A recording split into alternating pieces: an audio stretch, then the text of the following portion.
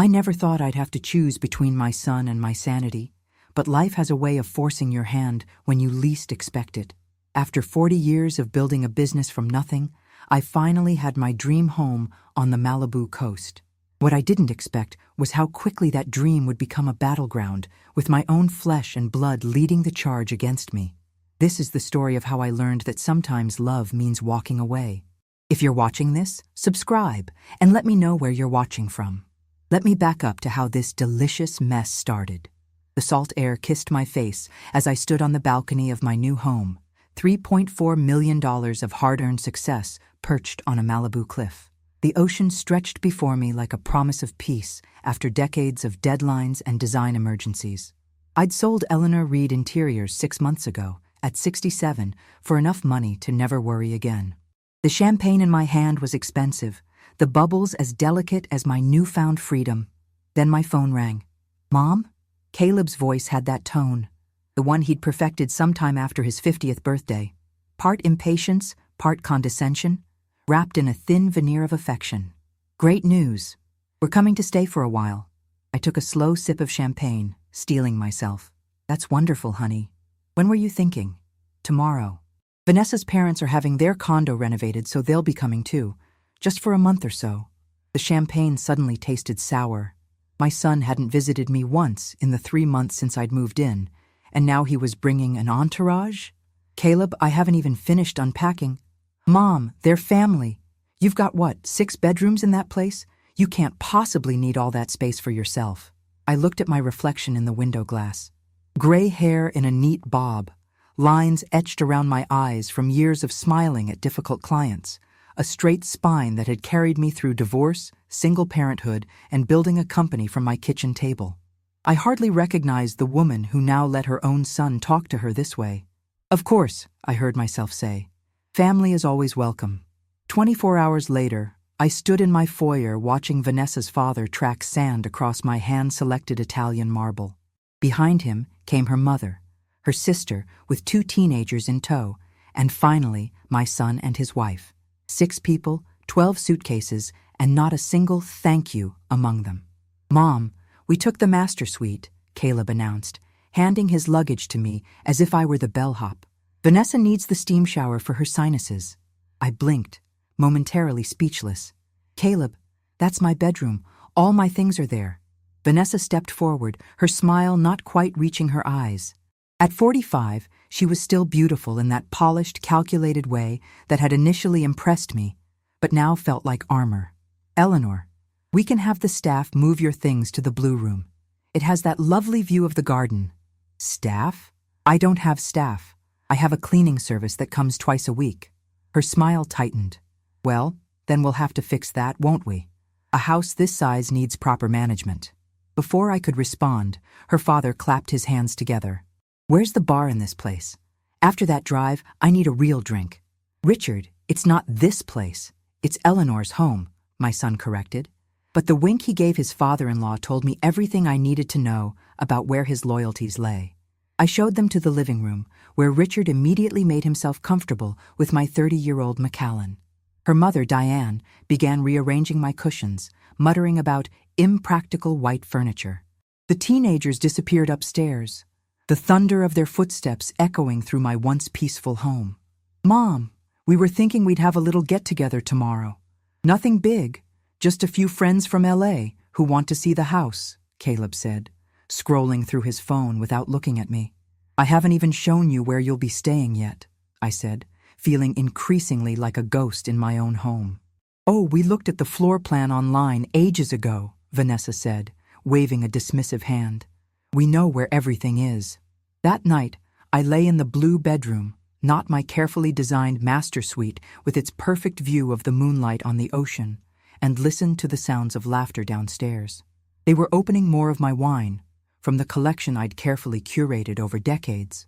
I pulled the pillow over my head, but it couldn't block the realization that I'd saved and sacrificed for 30 years to buy this house, and in less than a day, it had been colonized. 1 month stretched into 2. The few friends became weekly parties where strangers wandered through my home, using my bathrooms, spilling drinks on my rugs. Vanessa's parents showed no signs of leaving. In fact, they'd begun receiving mail at my address. Her sister came and went as she pleased, often bringing different friends who would stay for days at a time. I became a shadow, slipping from room to room, careful not to disturb the new order. When I mentioned to Caleb that perhaps it was time for some boundaries, he looked wounded. "Mom, we thought you'd be happy having family around. You were always complaining about being lonely after Dad left." That had been 30 years ago. I'd raised Caleb alone while building my business, never once complaining to him about loneliness. But arguing seemed pointless. The breaking point came on a Tuesday morning, 3 months into what was supposed to be a temporary arrangement. I came downstairs to find a strange woman measuring my living room windows. "Excuse me," I said. "What are you doing?" "Oh, Mrs. Reed? I'm the interior designer Vanessa hired. We're just getting some preliminary measurements for the renovation." I stared at her, momentarily unable to form words. "Renovation?" "Yes. Vanessa feels the space needs updating. She mentioned you used to be in the business, so you'd understand the importance of keeping current. I'd designed this house down to the last doorknob. Every color, every texture had been chosen to create the peaceful haven I'd dreamed of for decades. And now, my daughter-in-law was going to update it? I found Vanessa by the pool, directing a landscaper about changes to my carefully selected native plants. "We need to talk," I said, my voice surprisingly steady. She glanced up, annoyed at the interruption. "Can it wait? We're in the middle of something here." "No, it cannot wait. You've hired an interior designer without consulting me?" She sighed, standing up and moving away from the landscaper. "Eleanor, let's be honest. The house is beautiful but dated. Very 2010. We're just bringing it into the present." "We? This is my house, Vanessa. I designed it. I paid for it." Her smile was patient, as if explaining to a child. "And we're so grateful you're sharing it with us. Caleb says you've always been generous. But since we're living here now, we should make it work for everyone." "Living here? This was supposed to be temporary." She patted my arm. "Well, it makes sense for all of us to be together, doesn't it? Caleb's firm has that new project in Santa Monica. My parents are settled now, and the house is much too big for just you." She looked out at the ocean view. "Besides, someone needs to manage a property of this size properly." In that moment, I saw with perfect clarity what was happening. My son and his wife weren't visiting. They were taking over. Gradually, systematically, they were pushing me out of my own life, and I had been letting them do it, one small concession at a time. "The renovations stop now," I said quietly, "and we need to discuss when everyone will be moving out." Vanessa's smile disappeared. "You might want to talk to Caleb before making declarations. He's meeting with a financial advisor today about putting the house in a family trust, for tax purposes." She turned back to the landscaper, dismissing me entirely. "Now, about those palms." I walked back into my house, feeling something shift inside me. Not anger, not yet. Something colder, more determined. I'd spent my life accommodating others. My ex-husband until he left me for his secretary, clients with impossible demands, and now my son, who had apparently forgotten whose name was on the deed to this property. As I climbed the stairs to the blue bedroom that wasn't mine, I made a decision. I hadn't built a multi-million-dollar company by being a pushover. I'd done it by being strategic, patient, and when necessary, ruthless. If they wanted a war for this house, they would have one. And they were about to discover that this 67-year-old woman had weapons they couldn't begin to imagine.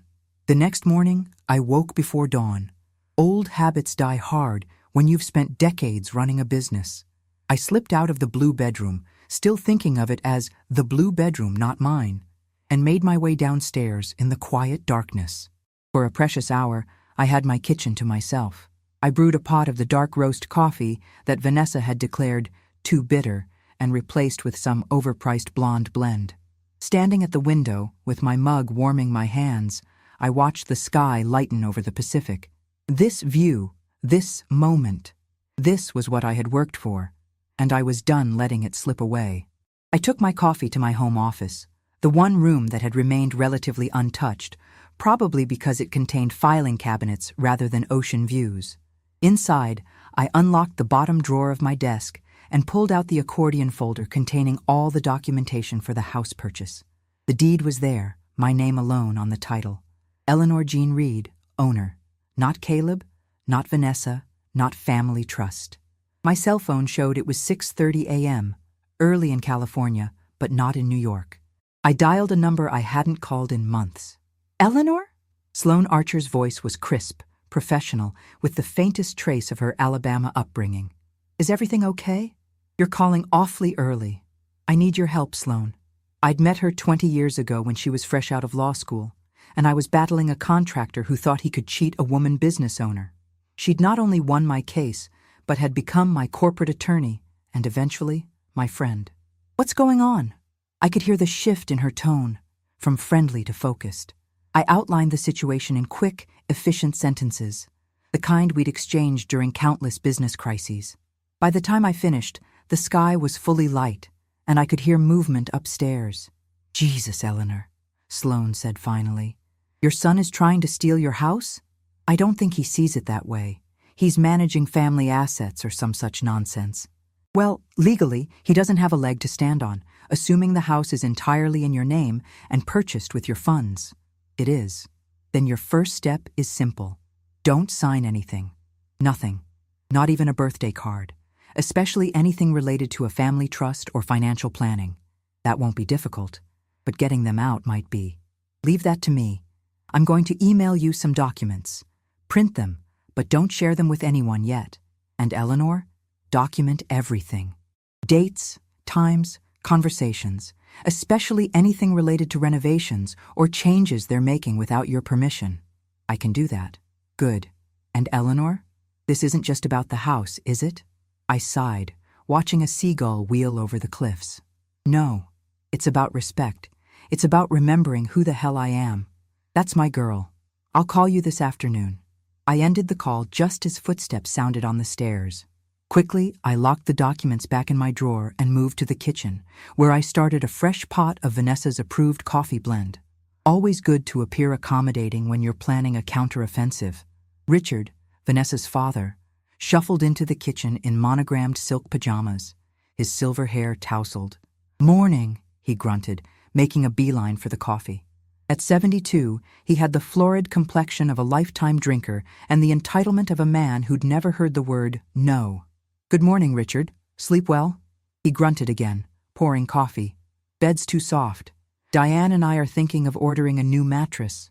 I smiled, adding just a touch of sweetness to my voice. Oh? For your condo when the renovations are finished? He looked momentarily confused. Right, the condo. He shuffled to the refrigerator and began rummaging through it like it was his own. By 9, the house was in full swing. Vanessa was on the phone with the interior designer, the teenagers were blasting music by the pool, and Caleb was nowhere to be seen, probably at the office, the only one actually working. Diane sat at my kitchen island, making lists. Eleanor, she said without looking up, we need to discuss the dinner party on Friday. This was the first I'd heard of any dinner party. Oh? Vanessa's invited the Holbrooks and the Chens. Robert Chen is considering Caleb for the Singapore project, so everything needs to be perfect. I see. I've made a shopping list. She slid a piece of paper across the counter. And we'll need to move that awful sculpture from the entryway. It's not the right energy for a business dinner. The awful sculpture was a bronze piece by a Native American artist I'd championed early in my design career. It had graced every home I'd owned for the past 20 years. The sculpture stays, I said quietly. Diane finally looked up, her surgically tightened face showing surprise. But it doesn't work with the tablescape Vanessa has planned. The sculpture stays, I repeated, then added with false brightness. But I have a wonderful idea for the dinner. Let me take care of it. Her eyes narrowed with suspicion. Vanessa has very specific ideas about the menu. I'm sure she does. But this is my gift. Please, I insist. After a moment, she nodded reluctantly. All right, but nothing too unusual. The Holbrooks are very traditional. Of course. I picked up my purse. If you'll excuse me, I have some errands to run. My first stop was the bank, where I opened a new account in my name only and transferred a significant portion of my funds from the joint account I shared with Caleb, an account I'd created years ago to help him with emergencies, never imagining he would try to use it against me. The bank manager looked concerned when I explained I wanted to remove Caleb as a signatory on all my other accounts. Family disagreement? he asked carefully. Family boundary adjustment, I corrected. Next, I drove to Marcel's, the most exclusive catering company in Malibu. Inside the elegant office, I was greeted by a young man with an immaculate suit and a discerning eye. Mrs. Reed, so lovely to see you, it's been some time. Marcel had catered the opening night of my last showroom 5 years ago. His memory for clients was impeccable. I need to arrange a dinner party, I said, for Friday evening, for 12 people. His eyebrows rose slightly. This Friday? That's challenging. I slid my black American Express card across the desk. I understand. Price is no object. 2 hours later, I left with a receipt for what would be the most lavish dinner party Malibu had seen this season, complete with rare imported truffles, vintage champagne, and a renowned chef flown in from New York, all charged to my personal account. On the way home, I made one more stop, a small, unmarked office in a professional building in Santa Monica. The man inside was in his early 60s, with the watchful eyes of someone who'd seen everything and the discretion of someone who'd tell nothing. Mrs. Reed, Graham Pierce said, rising to shake my hand. Sloan Archer said you might be calling. Graham had been a private investigator for 30 years, often working with Sloan on corporate cases. I'd used his services twice, once to investigate a suspected embezzlement and once to verify the assets of a potential business partner. He was thorough, ethical, and invisible. I need information, I said, taking a seat across from his desk. That's what I provide. He folded his hands on the desk. Sloan gave me the broad strokes. You're concerned about your son's intentions regarding your property. Yes, and about whether there have been any legal maneuvers I'm not aware of. He nodded. We'll do a complete background check on everyone involved, especially your daughter-in-law and her family. Financial status, outstanding debts, litigation history, the works. And we'll monitor for any filings related to your property. How long will it take? For the preliminaries? 48 hours. For the deep dive? About a week. He studied me carefully. Mrs. Reed, I should warn you that family investigations can uncover uncomfortable truths. I thought about the designer measuring my windows, the strangers wandering through my home, the casual dismissal in Vanessa's eyes. Mr. Pierce, I stopped being comfortable the moment my son decided my home was his for the taking. When I returned to the house, Vanessa's sister and her teenage children were packing up their SUV. Leaving so soon? I asked, unable to keep a note of hope from my voice. Just for a few days, she said, loading another suitcase. We're looking at houses in Santa Barbara. Caleb suggested we might all relocate to be closer together. One big happy family, right? One big happy family. The words echoed in my head as I climbed the stairs to the blue bedroom. One big happy family that had never included me except as the owner of the checkbook and the deed. I sat on the edge of the bed, opened my laptop, and began to type. Names, dates, events, conversations, everything Sloan had advised me to document. When I finished, I created a new folder titled Reclamation. By the time the sun set over the Pacific that evening, I had the beginnings of a plan. Not just to reclaim my house, but to reclaim my life. Caleb and Vanessa thought they were dealing with a lonely old woman grateful for company. They were about to discover they were dealing with Eleanor Reed, who hadn't built a design empire by accident. And if there's one thing I knew better than anyone, it was how to transform a space, including the space I occupied in my own family. Friday evening arrived with a perfect Malibu sunset painting the sky in shades of gold and crimson. I spent the day in willing exile, visiting my old friend Marjorie for lunch in Santa Monica and having my hair done at my regular salon. When I returned home at 4, the house was in controlled chaos. Vanessa directed workers positioning rented tables on the terrace while her mother supervised flower arrangements in the dining room. Neither acknowledged my arrival, which suited me perfectly. I slipped upstairs to prepare for the evening, selecting a black Armani pantsuit I'd purchased for my company's acquisition celebration. Classic, elegant, powerful. The woman in the mirror looked ready for battle. At 5:30, the doorbell rang. I descended the stairs to find 2 uniformed staff members standing in the foyer while Vanessa stared at them in confusion. "Excuse me, who are you?" she demanded. "Marcel's catering, ma'am," the taller one replied. "We're here to set up for the Reed dinner party." Vanessa turned as I reached the bottom step. "Mom, there must be some mistake. We're handling the dinner ourselves." I smiled pleasantly. No mistake, dear. I took care of everything, as discussed with your mother. Marcel's is handling all the food, service, and cleanup. But, her face flushed with anger, I've already planned the entire menu. The shopping is done. My mother has been cooking all day. Behind her, I could see Diane emerge from the kitchen, wiping her hands on a towel, her expression thunderous. Oh, I'm so sorry for the confusion, I said, not sounding sorry at all. But the arrangements are made. Marcel's team will take over from here. I turned to the staff. Please, come in. The kitchen is this way. What followed was a carefully choreographed 30 minutes of Marcel's team efficiently dismantling Diane and Vanessa's preparations and replacing them with their own, much more elaborate setup. China was exchanged, wine was replaced, and homemade appetizers were quietly disposed of in favor of delicacies I couldn't even pronounce. Vanessa finally cornered me in the living room, her voice a controlled hiss. What are you doing? This is humiliating. Is it? I raised an eyebrow. I thought I was helping. After all, this dinner is crucial for Caleb's career, isn't it? I wanted to make sure it was perfect. We had it under control. And now it's even more under control. The chef has 3 Michelin stars, Vanessa. I doubt your mother's pot roast would impress Robert Chen quite as much. Her eyes narrowed. This isn't about the food. You're making a point. I adjusted my bracelet, a heavy silver piece that had been a gift to myself when I landed my first major hotel contract. The point is that this is my house, and these are my guests this evening. I'm simply ensuring they have an experience worthy of the setting. The doorbell rang again before she could respond. The evening had begun. The Holbrooks arrived first. David, a silver-haired venture capitalist, and his third wife, Tessa, who looked barely older than Caleb. The Chens followed shortly after. Robert, elegant and reserved, and his wife May, who complimented my sculpture in the entryway with genuine appreciation. 2 more couples completed the group. The Bartons, old friends of Caleb's, and the Wexlers, who I gathered were important to Vanessa's social aspirations. Caleb arrived last, rushing in with apologies about traffic and a quick kiss on my cheek that felt more performative than affectionate. He faltered momentarily when he saw the elaborate setup on the terrace, but recovered quickly, ever the professional. Mom, he whispered as we moved toward the appetizer station. What have you done?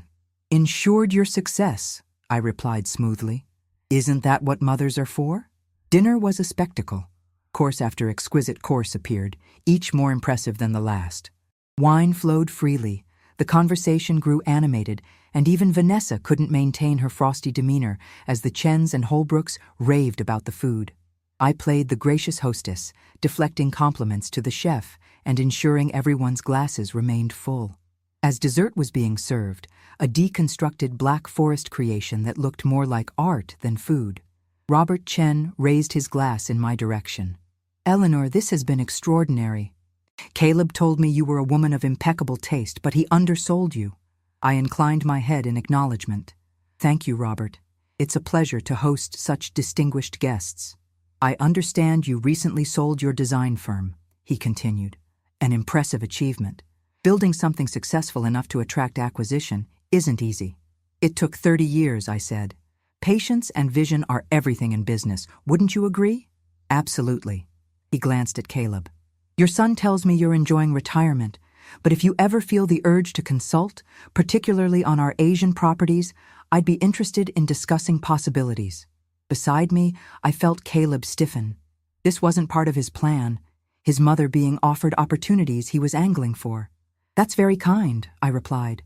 I'm focusing on enjoying my home at the moment, but I never rule anything out. Smart woman, David Holbrook chimed in. Real estate in this area is gold. This property must have cost a fortune, and it's only going to appreciate. It was a considerable investment, I agreed, but worth every penny for the peace and tranquility. I caught Vanessa's eye across the table and held it for a beat too long. The message was clear. This house is mine, and I know exactly what it's worth. After dinner, as guests lingered over coffee and liqueurs on the terrace, I excused myself briefly and slipped into my office. My phone showed 3 missed calls from Sloane. I texted her quickly, "Can't talk now. Dinner party. Call tomorrow." Her response was immediate. Urgent. Found something. Call first thing. A chill ran through me despite the warm evening. What had she discovered? When I returned to the terrace, Caleb was deep in conversation with Robert Chen. Their voices carried on the night air. The Singapore project would be perfect for your expertise, Robert was saying. But it would require relocation, at least temporarily. That wouldn't be an issue, Caleb replied confidently. We're actually considering a more permanent move to Asia. Vanessa loves Singapore. What about your mother? Robert glanced in my direction, though he didn't realize I could hear them. She seems very settled here. Caleb lowered his voice, but not enough. Mom's getting older. We're looking at some excellent retirement communities that would better suit her needs. This house is really too much for her to manage alone. My fingers tightened around my coffee cup. Retirement communities? I was 67, not 97. I'd been running a multi-million-dollar business 6 months ago. The party wound down around 11. As the last guests departed, lavishing final compliments on the evening, I signed the catering bill with a flourish, making sure Caleb caught sight of the total. His eyes widened slightly. Mom, that's insane for one dinner party. I smiled. Consider it my investment in your career, darling. Diane and Richard had already retreated upstairs, clearly defeated by the evening's turn of events. Vanessa was directing the cleanup with the efficient irritation of someone whose plans had been thoroughly hijacked. The dinner was a success, Caleb said, loosening his tie. Robert seemed impressed. With the house, certainly, I replied, and the food. And with me, he added sharply. The Singapore project is practically mine. Congratulations. I kept my voice neutral. Singapore is quite far away. He had the grace to look slightly uncomfortable. About that, we should talk about some longer-term arrangements. Yes, we should. I gathered my clutch and wrap. But not tonight. I'm tired. Hosting is exhausting work, as you know. The subtle dig landed. He and Vanessa had been hosting in my home for months without lifting a finger beyond ordering me around. Tomorrow, then, he said. There are some financial matters we need to discuss. I look forward to it. I headed for the stairs, then paused. Oh, and Caleb? I've taken the liberty of scheduling the master bedroom to be repainted next week. I'll be moving my things back in on Monday. His expression confirmed what I already knew. He and Vanessa had no intention of giving up the master suite. Ever. Mom, that's not practical. Vanessa's allergies are miraculously specific to my bedroom? I smiled thinly. How fascinating. Good night, darling.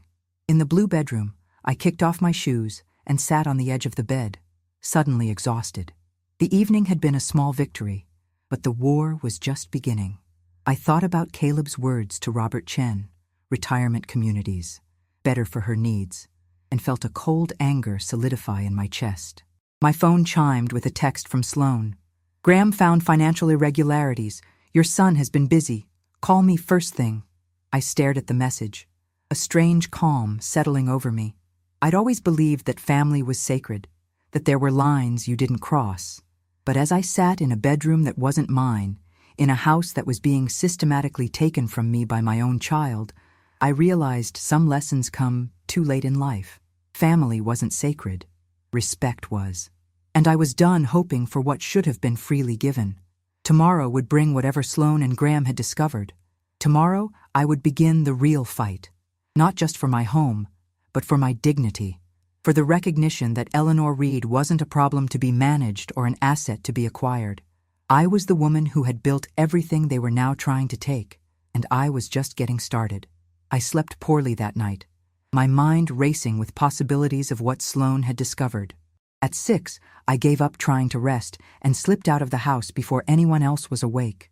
The early morning fog wrapped around the cliffs as I drove to a small cafe in town that opened early for the surfing crowd. With coffee in hand, I found a quiet corner table and called Sloan. Tell me, I said when she answered. It's worse than we thought. Her voice was grim. Graham's preliminary report shows Caleb has been making moves for months. He's consulted with 3 different estate attorneys about challenging your mental capacity. My hand tightened around my coffee cup. My mental capacity? Apparently, your sudden decision to spend extravagantly on a Malibu property after selling your company raised concerns about your judgment. I could hear the air quotes in her voice. He's been documenting so-called evidence of cognitive decline. That's absurd. I've never been sharper. I know that. But he's building a paper trail, notes about you forgetting conversations, misplacing things, making irrational decisions. There's a draft petition for conservatorship, Eleanor. The word hit me like a physical blow. Conservatorship. My own son wanted to legally take control of my life, my decisions, my assets. There's more, Sloane continued. Graham found evidence that Caleb's financial situation isn't what it appears. His investment portfolio took a serious hit last year, something about a tech startup that tanked. And there's a tax lien against him that he's kept quiet. He needs money. The pieces clicked into place. That's what this is really about. Money and the house. Property values in your area have increased 15% since you purchased. He stands to gain millions if he can force a sale. I watched a young couple at a nearby table, heads bent together, laughing softly over some private joke. How long had it been since Caleb had shown me that kind of genuine warmth? Had he ever? What do we do? I asked finally. First, we protect your assets. I've drafted a new will and trust documents that explicitly exclude Caleb from any control position. I've also prepared power of attorney papers naming me as your representative in case of incapacity, which is not going to happen, but we need to block his play. And the house? That's trickier. Technically, you could serve them with eviction notices, but that would get ugly fast and might play into his narrative about your mental state. Instead, I think we need to be more strategic. We spent the next hour outlining a plan. By the time I ended the call, the cafe had filled with the morning crowd, and my coffee had gone cold. I ordered another cup and opened my laptop to execute the first steps. First, I transferred more substantial funds to my new private account. Then I emailed my financial advisor with instructions to revoke Caleb's access to all information about my investments. Finally, I contacted a real estate attorney Sloane had recommended to discuss creating an LLC to hold the property, a simple but effective way to add a layer of protection. When I returned to the house, Caleb was waiting for me in the kitchen. He wore the concerned expression he'd perfected over the years, eyebrows slightly furrowed, mouth turned down at the corners. "Mom, where have you been? We were worried." The "we" grated on me. "I went out for coffee. I wasn't aware I needed to leave a note. It's just not like you to disappear." "I didn't disappear, Caleb. I left my house for an hour." "Our house," Vanessa corrected, sweeping into the kitchen in yoga clothes she'd never used for actual yoga. "Family home, remember?" I set down my purse with deliberate calm. "Actually, Vanessa, that's what I'd like to discuss. This isn't a family home. It's my home, purchased with my money, titled in my name." Caleb and Vanessa exchanged a look I couldn't quite interpret. "Mom," Caleb began in his patient voice, "we need to talk about the future, about arrangements that make sense for everyone." "I'm listening." I took a seat at the island counter, forcing them to position themselves across from me. "We've been thinking," he continued, "that this house represents a significant portion of your assets. It might make more financial sense to convert it to a more liquid investment." "You want me to sell my dream home that I purchased 6 months ago?"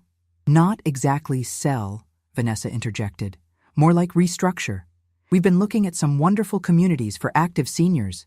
"I'm not going to a retirement community," I interrupted, my voice flat. "Mom, please just listen." Caleb spread his hands in a placating gesture. "The Singapore opportunity is huge for my career. Vanessa and I would need to relocate, possibly for years. We can't just leave you here alone." "I've been alone most of my adult life, Caleb. I managed to build a company and raise you without help. That was different. You were younger. I'm 67, not incapacitated." Vanessa sighed dramatically. "Eleanor, we're trying to help. This house is too much for you to manage alone. The stairs, the maintenance. The stairs I climb daily without issue. The maintenance handled by services I pay for." I smiled thinly. "Or perhaps you mean the financial burden, which doesn't exist, given that I purchased the house outright?" Caleb's expression hardened. "Mom, I'm trying to have a rational conversation about your future, but you're being defensive and difficult, which honestly just reinforces my concerns." "Concerns about what exactly?" He hesitated just long enough for me to know I'd caught him. "About your well-being. Your judgment lately has been erratic." There it was. The first public play in his conservatorship strategy. I felt a cold fury build inside me, but kept my expression neutral. Erratic how? The excessive spending, for one thing. That dinner party last night cost more than most people's monthly mortgage. I wasn't aware I needed your approval for how I spend my money. It's not about approval. It's about looking out for your best interests. He reached across the counter as if to take my hand, but I pulled back. Mom, I'm worried about you. We both are. The concern in his voice sounded so genuine that for a moment I almost doubted myself. Had I misunderstood?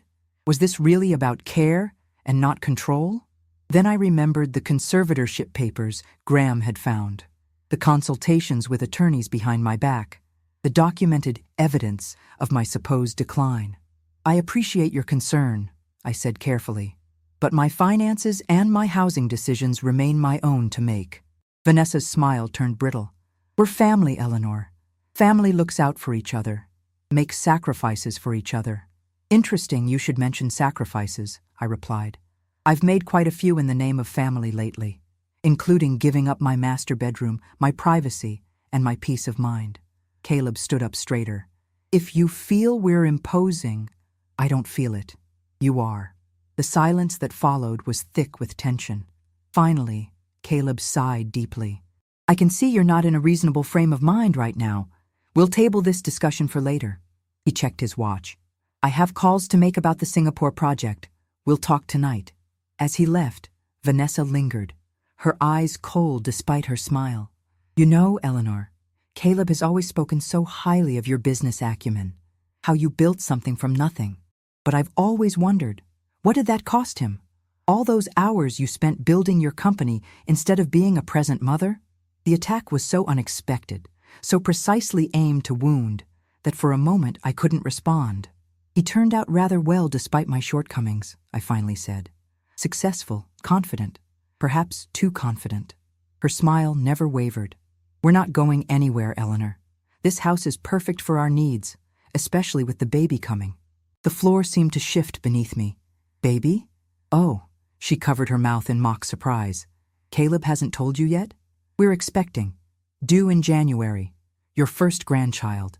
She placed a hand on her still flat stomach. Another reason we need to settle these living arrangements quickly. The master suite will make a perfect nursery adjoining our room. She left me standing there, reeling from both the news and the calculated way she delivered it.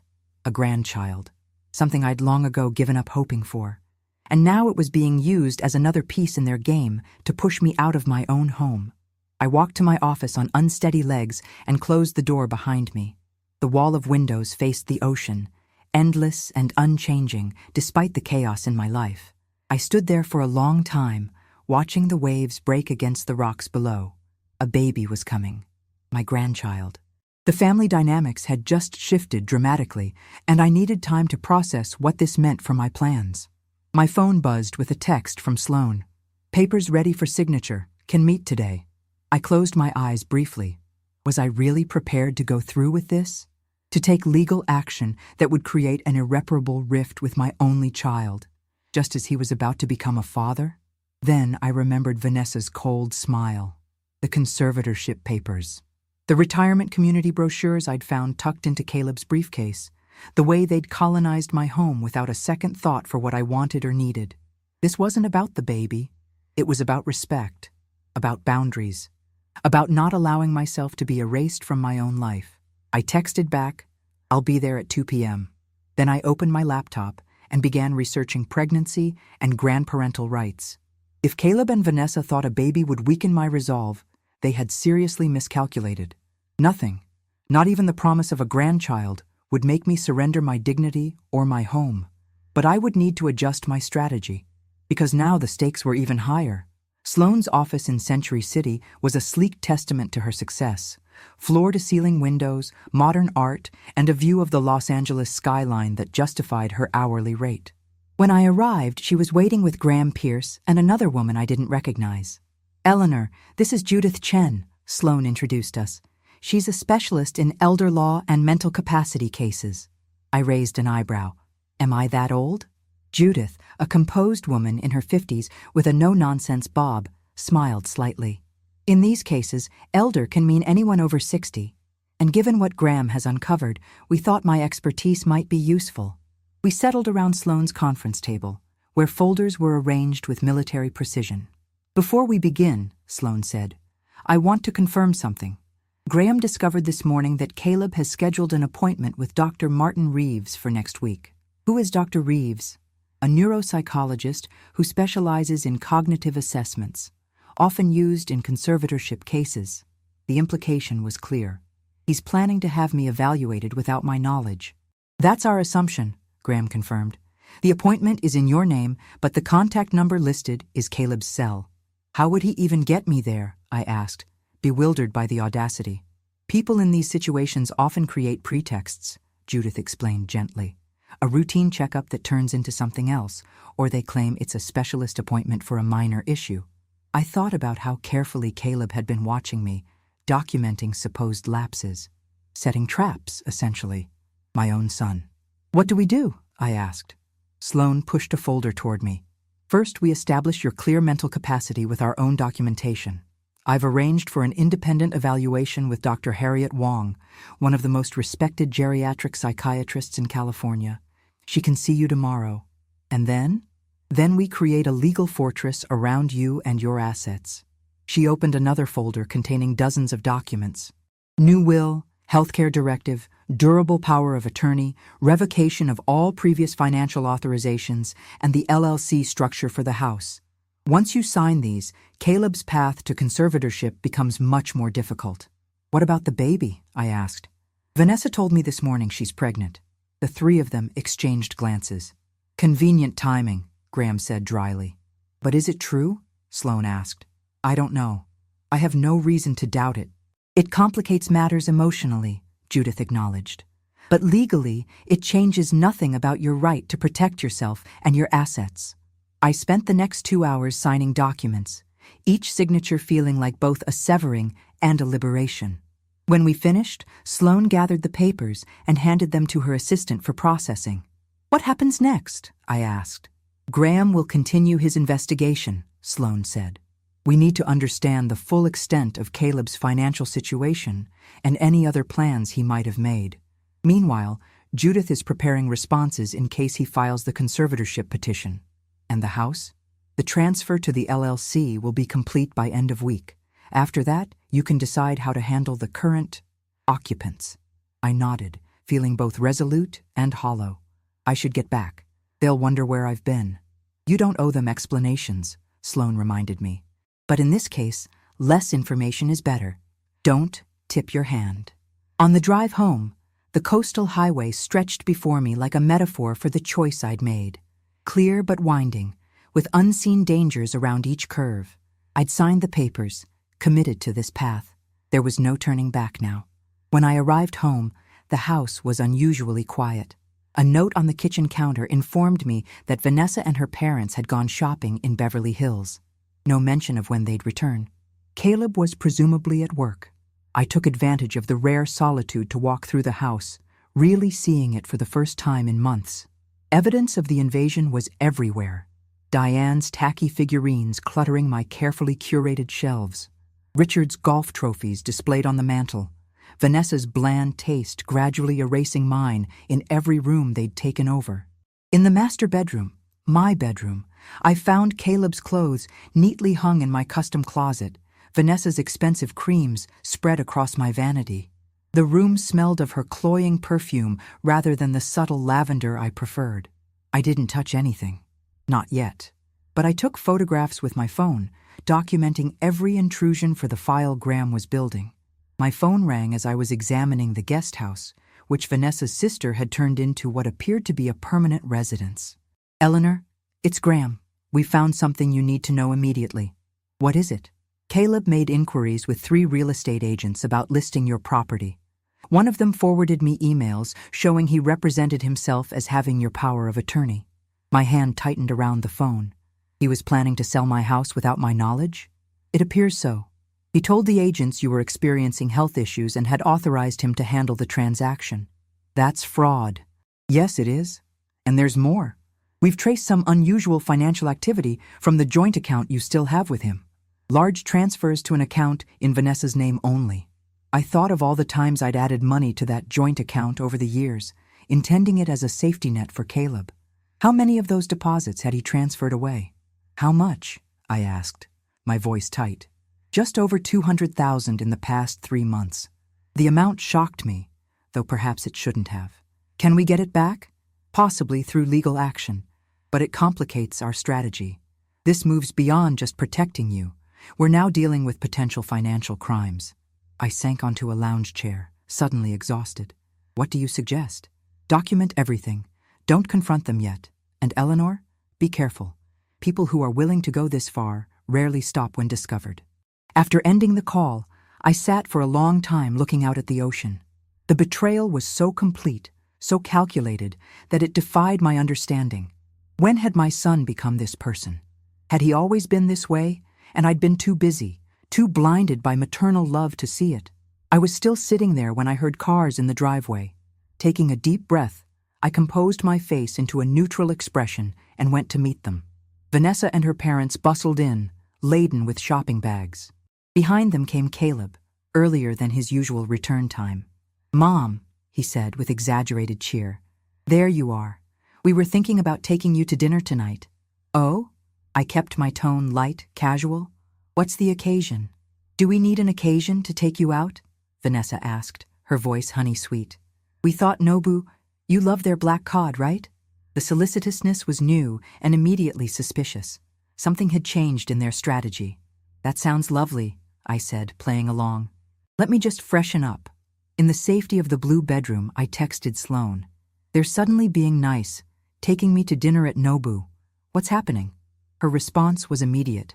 "Proceed with caution. They may be setting the stage for something. Record any conversation if you can." I changed into a simple black dress, applied fresh makeup, and activated the recording app on my phone before slipping it into my purse. Whatever game they were playing, I would be ready. Dinner at Nobu was a surreal experience. Caleb ordered expensive sake and raised a toast to family. Vanessa chatted about nursery colors and baby names, while her parents beamed like this was the most natural family dinner in the world. No one mentioned retirement communities or financial arrangements or my supposed mental decline. Over sashimi, Caleb casually mentioned a charity gala the following week. "You should come, Mom.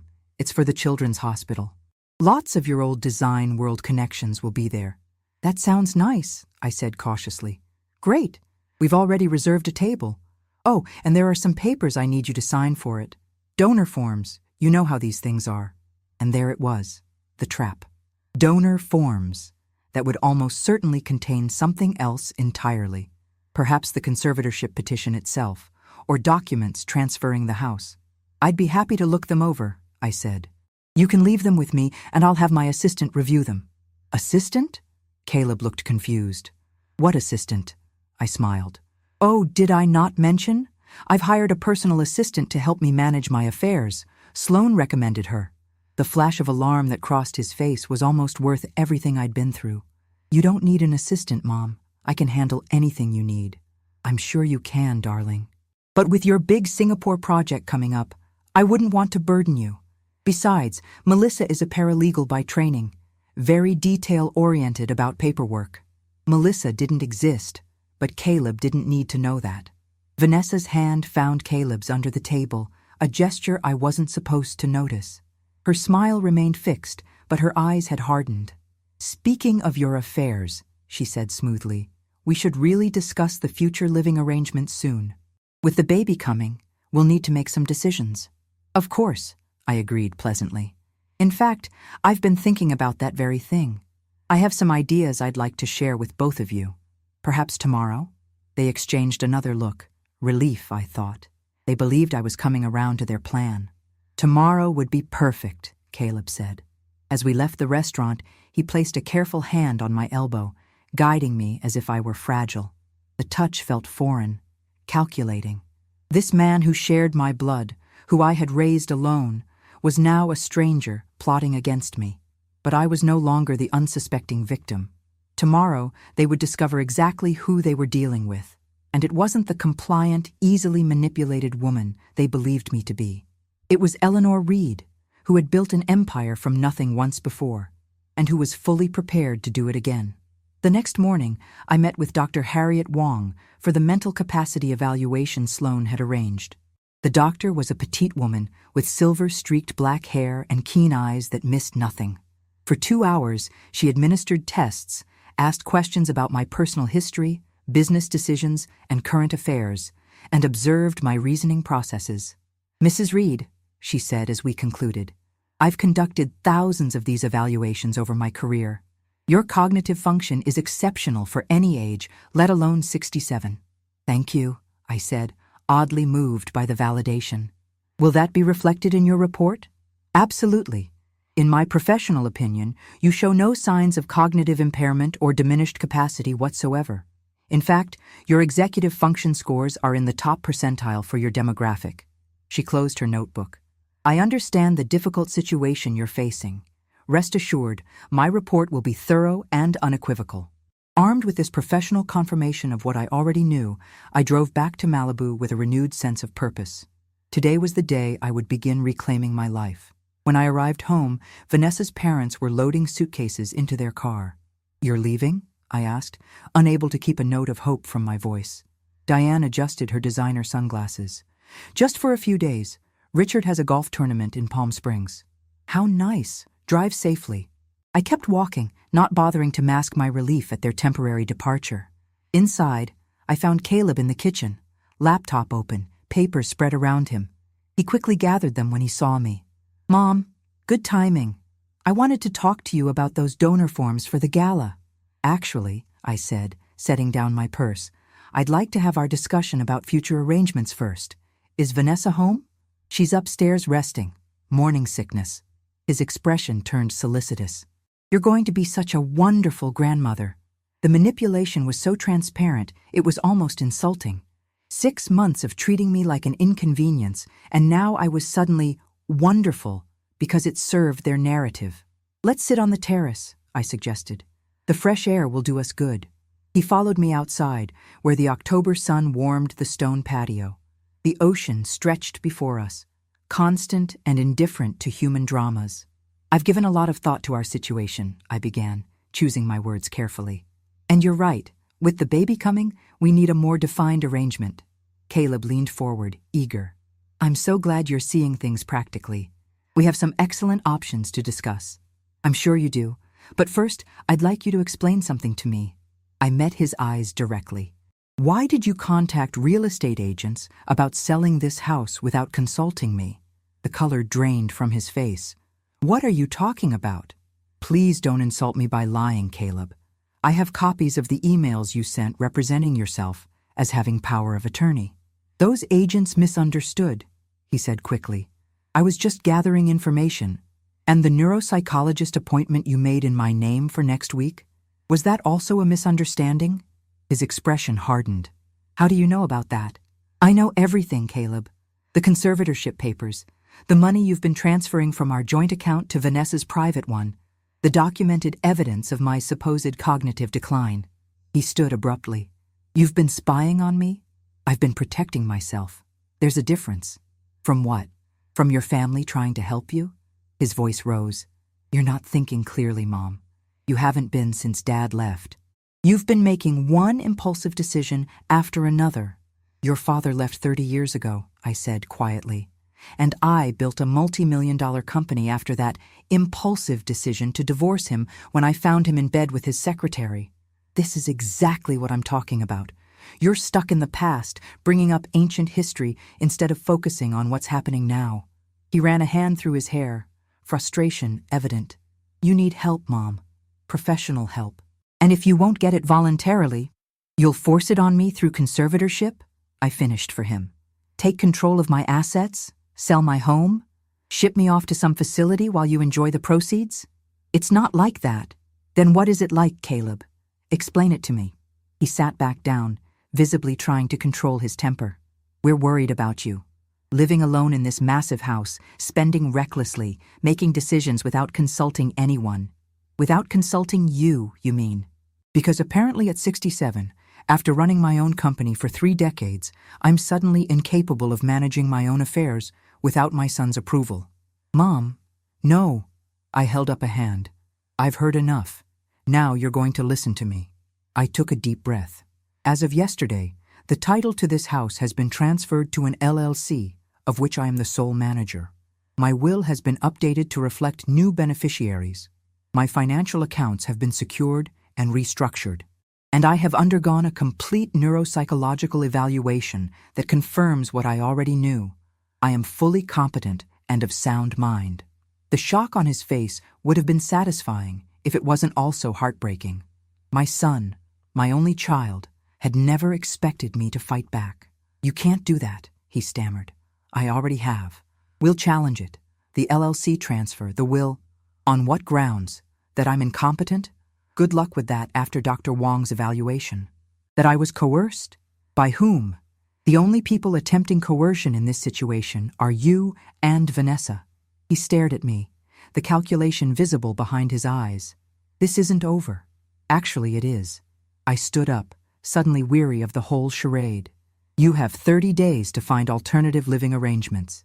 You're evicting us, your own family, while Vanessa is pregnant? I'm reclaiming my home after you attempted to steal it from me. And yes, I'm giving you reasonable notice to leave, which is more consideration than you plan to show me." "Mom, be reasonable." "I've been reasonable for 3 months, while you and Vanessa's family treated my home like a hotel and me like unwanted staff. I've been reasonable while you plotted behind my back to have me declared incompetent. I'm done being reasonable, Caleb. Now, I'm being resolute." The sliding glass door opened, and Vanessa stepped onto the terrace.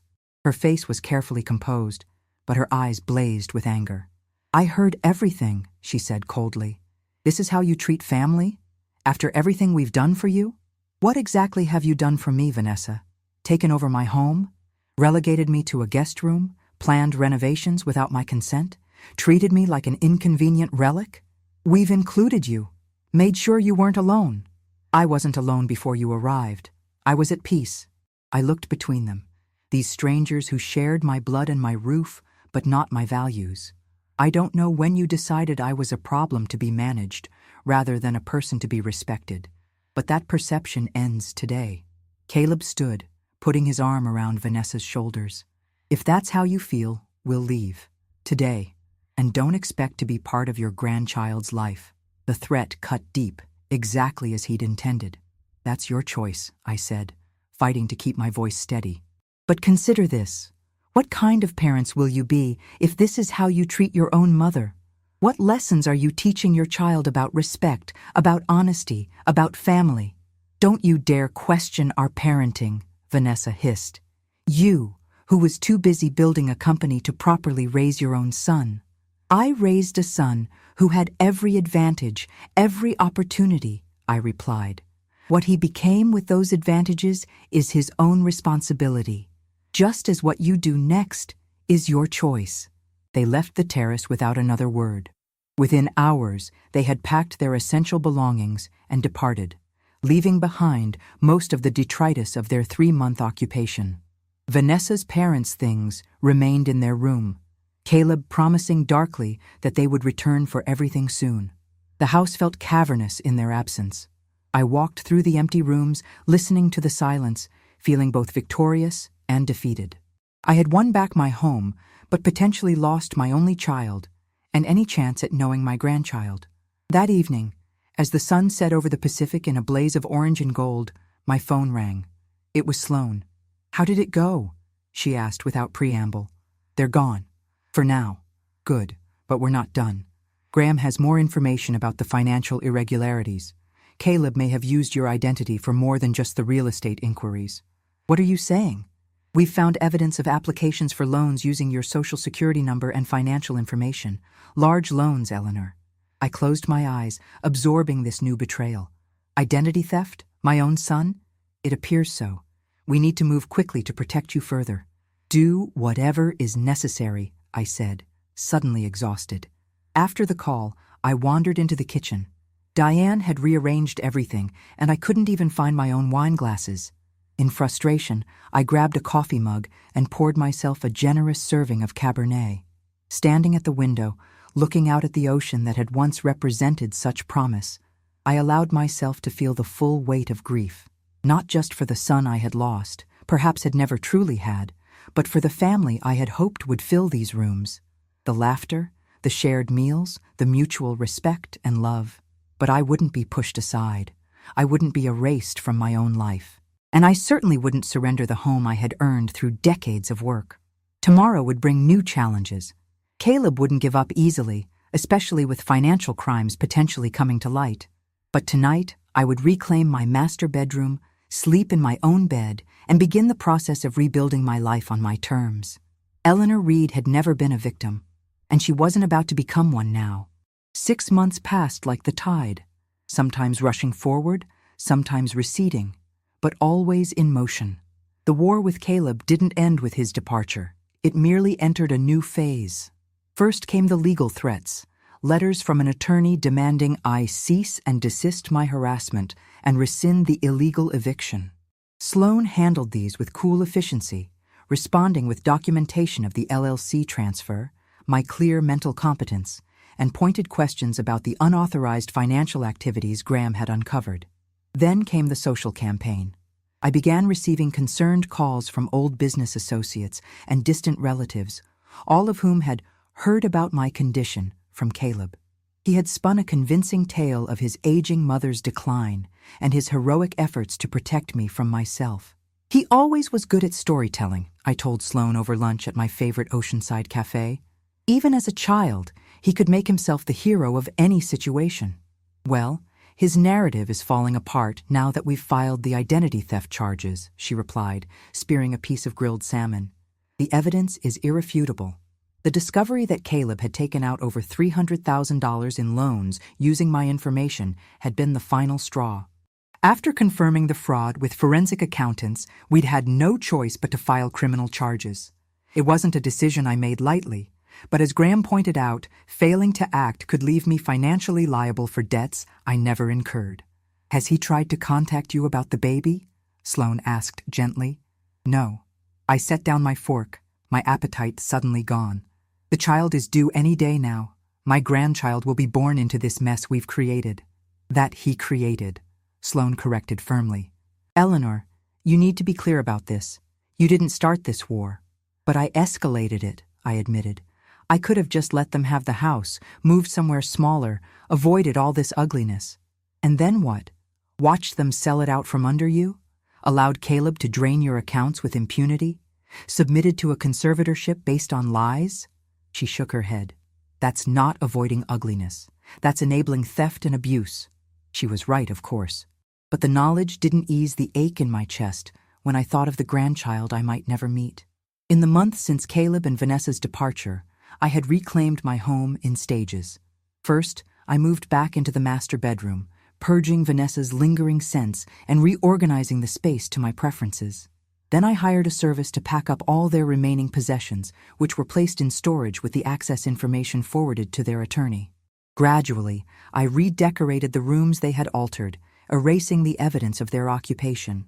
The process was both therapeutic and painful, a symbolic reclamation that highlighted the emptiness of the space. The house is too big for just me, I acknowledged to Marjorie over dinner one evening. I rattle around in it like a pea in a drum.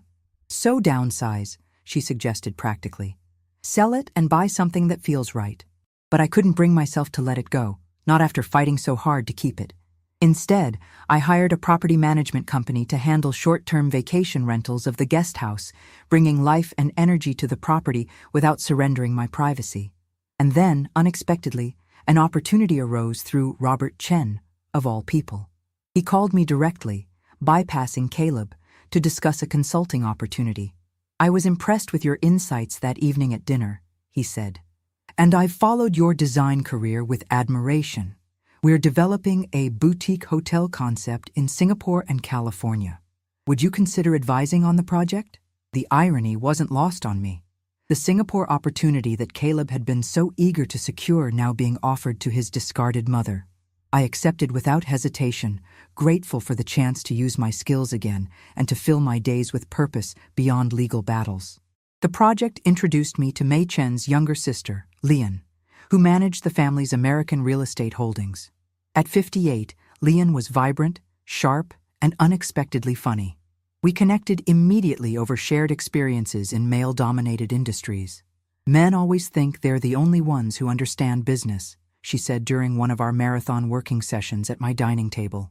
It gives us an advantage when they underestimate us. She began stopping by even when we didn't have scheduled meetings, bringing takeout and stories from her travels. Sometimes we worked late into the night, our ideas flowing as freely as the wine. Other times we simply sat on the terrace, watching the ocean and talking about everything and nothing. It wasn't until Marjorie raised an eyebrow during one of our lunch dates that I realized Leon had become more than a colleague. "She's just a friend," I insisted. Marjorie hummed skeptically. "A friend who brings you orchids and looks at you like you hung the moon." I dismissed her teasing, but later that evening, when Leon's hand brushed mine as we reached for the same design sample, I felt a flutter I hadn't experienced in decades.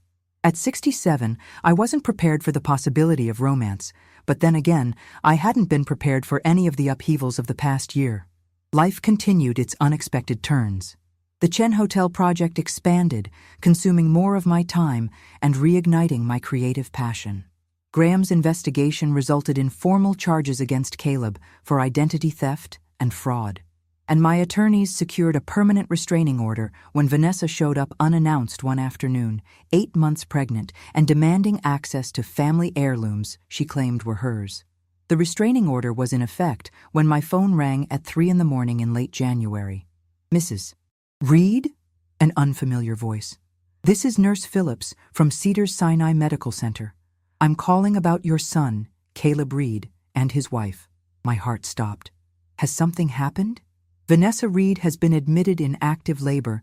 There have been some complications, and she requested that we contact you." I was dressed and in my car within 10 minutes, speeding down the empty coastal highway toward Los Angeles, my mind racing with possibilities. Why would Vanessa ask for me after everything that had happened? Was this a trap? Or was there truly an emergency that transcended our bitter feud? At the hospital, I was directed to the maternity ward, where I found Caleb pacing a waiting room, his face gray with exhaustion and worry. He froze when he saw me. "What are you doing here?" "The hospital called me. They said Vanessa asked for me." "That's impossible. She wouldn't." A doctor emerged from the double doors, his surgical mask pulled down around his neck. "Mr. Reed, your wife is stabilized, but we need to perform an emergency C-section. The baby's heart rate is dropping, and we can't wait any longer." Caleb swayed slightly. "Can I be with her?" "I'm afraid not. This is a high-risk procedure under general anesthesia. But you can wait here, and we'll update you as soon as we have news." The doctor noticed me. "Are you family?" "I'm Caleb's mother," I said quietly. "Good. Stay with him, please. This is going to be a difficult hour." As the doctor disappeared back through the doors, Caleb and I stood in awkward silence, the weight of months of hostility and legal battles between us. Finally, he sank into a chair, head in his hands. "I didn't tell them to call you." "I know." I sat across from him, maintaining a careful distance. "But I'm glad they did." He looked up, his eyes red-rimmed. "Why? So you can see me at my lowest? Add this to your court documents? Because despite everything, I'm still your mother. And that's my grandchild in there." His facade cracked then, a sob escaping before he could suppress it. "Everything's falling apart. The fraud charges, the Singapore project collapsing, and now this." He gestured helplessly toward the delivery room doors. "The doctors say there could be brain damage if they don't deliver immediately. And Vanessa has been bleeding." I moved to sit beside him, not touching but closer. "The doctors here are excellent. They'll do everything possible." "I never thought it would come to this," he whispered. "Any of it." I didn't respond. This wasn't the moment for recriminations or explanations. We sat in silence, united only by our shared anxiety for Vanessa and the baby. The hour crawled by, punctuated only by the occasional update from a nurse. Finally, the doctor reappeared, his face revealing nothing. "Mr. Reed, would you come with me, please?" Caleb stood on shaky legs. The doctor glanced at me. "You too, Mrs. Reed, if you'd like." We followed him through the labyrinthine hallways to a small recovery room. Inside, Vanessa lay pale and still, connected to various monitors. And beside her, in a clear bassinet, was a tiny bundle wrapped in a hospital blanket. "Congratulations," the doctor said softly. "You have a daughter. 5 pounds, 3 ounces. She's small but healthy. No signs of distress now that she's delivered. Your wife lost a significant amount of blood, but we've stabilized her. She'll be unconscious for a few more hours. Caleb approached the bassinet with reverent steps, looking down at his daughter's face. She's perfect, he whispered. I hung back, uncertain of my place in this tableau. But Caleb, to my surprise, turned to me. Mom, he said, his voice breaking, come meet your granddaughter. I moved forward, looking down at the tiny face with its delicate features, Caleb's nose, Vanessa's chin. My granddaughter. Despite everything, this new life connected us. Would you like to hold her? The nurse asked, already lifting the bundle. Before I could answer, the warm weight of the baby was in my arms. She squirmed slightly, then settled against me with a sigh that seemed to release all the tension of the past year. In that moment, looking down at her perfect face, I understood something I'd lost sight of during the bitter battles. Family isn't defined by houses or assets or control. It's defined by love, complicated, imperfect, sometimes painful love. She's beautiful, I said, my voice thick with emotion. What's her name? Caleb hesitated, then said quietly, Eleanor. Her name is Eleanor Jean Reed. I looked up, startled. You named her after me? After everything? He met my gaze, his eyes filled with complicated emotions, regret, pride, uncertainty. Some things are more important than houses or money or even pride. I'm learning that too late, but I'm learning. It wasn't forgiveness. Not yet. There were still charges pending, trust destroyed, bridges burned. But as I stood in that hospital room, holding my namesake in my arms, I felt the first tentative threads of a different future beginning to weave themselves. 6 months later, that future continues to unfold in ways I never imagined. Caleb accepted a plea deal for the fraud charges, probation, restitution, and mandatory counseling. Vanessa and I maintain a careful, distant cordiality for baby Eleanor's sake. They live in San Diego now, close enough for monthly visits, but far enough to maintain necessary boundaries. My Malibu home has transformed too.